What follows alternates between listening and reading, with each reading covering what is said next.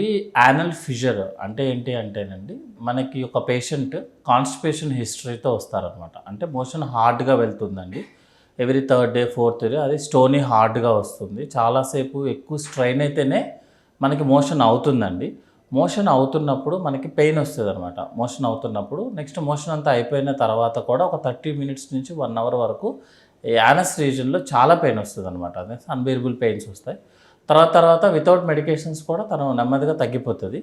అదే టైంలో ఏంటంటే మోషన్ మీద ఒక చిన్న చారలాగా ఒక బ్లడ్ లైన్ కనిపిస్తుంది అనమాట. సో ఇవన్నీ హిస్టరీ ఉంటే అతనికి మనము యానల్ ఫిషర్ అని చెప్తామన్నమాట. ఎందుకు ఇంత స్పెసిఫిక్గా చెప్పాలంటే దీని హిస్టరీలో అతనికి కంపల్సరీగా కాన్స్టిపేషన్ ఉండాలి. హార్డ్ స్టూల్స్ యానస్ నుంచి పాస్ అవుతున్నప్పుడు పెయిన్ వస్తుంది. పాస్ అయిన తర్వాత కూడా కొంచెంసేపు అయిన తర్వాత పెయిన్ వస్తుంది. అండ్ మోషన్ మీద ఒక లైన్ లాగా వస్తుంది. దాన్ని ఫిషర్ అంటాము. కొంతమందికి ఏంటంటే అయిపోయిన తర్వాత మోషన్ అంతా అయిపోయిన తర్వాత బ్లడ్ డ్రాప్ పడిపోతుంది అనమాట.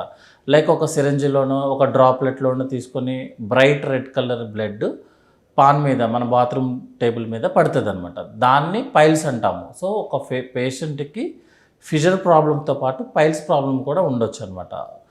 బట్ ఫిషర్ అంటే ఏంటి అంటే పెయిన్ఫుల్ డెఫికేషన్, అంటే మోషన్ వెళ్తున్నప్పుడు పెయిన్ వస్తే దాన్ని ఫిషర్ అంటాం అనమాట.